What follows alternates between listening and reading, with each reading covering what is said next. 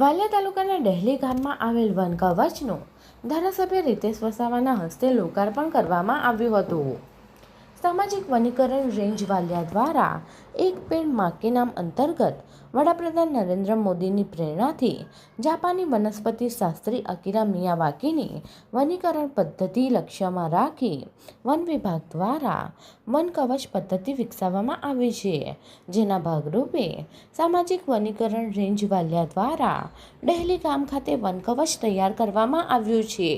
જે વન કવચનું ધારાસભ્ય રીતેશ વસાવાના હસ્તે રિબન કટિંગ કરી લોકાર્પણ કર્યું હતું અને એક પેડ માં કે નામ અંતર્ગત વૃક્ષારોપણ કર્યું હતું। આ કાર્યક્રમમાં આરએફઓ રોહિત વસાવા, ડહેલી ગામના સરપંચ અને આગેવાન અલ્પેશ વસાવા, પ્રદીપસિંહ ભરથાણિયા તેમજ વન વિભાગના કર્મચારીઓ સહિત બાળકો ઉપસ્થિત રહ્યા હતા। વાલિયા તાલુકાના ડહેલી મુકામે વન કવચની અંદર વૃક્ષારોપણ કાર્યક્રમનો એક આયોજન કરવામાં આવ્યું હતું જનરલ ખતોદરામાં, અને એની અંદર ઉપસ્થિત અમારા ભારતીય જનતા પાર્ટીના કાર્યકર્તાઓ, ફોરેસ્ટ ખાતાના અધિકારીશ્રીઓ અને સ્કૂલના બાળકો, અને એમને વૃક્ષ વિશે શું છે, વૃક્ષનું મહત્વ શું છે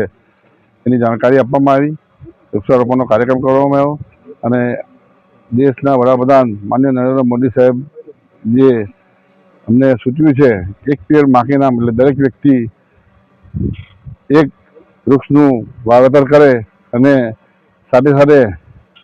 કોઈનો જન્મદિવસ હોય, કોઈનો કંઈક એવો પ્રસંગ બને, પ્રસંગો પાત્ર પણ એ લોકો વૃક્ષનું વાવેતર કરે અને એ રીતના જ આ વૃક્ષનું જતન થાય અને આપણો જે દેશના વડાપ્રધાન મોદી સાહેબનો જે ડ્રીમ પ્રોજેક્ટ છે કે આખું આપણો ગુજરાત ને આખું ભારત દેશ હરિયાળું બને,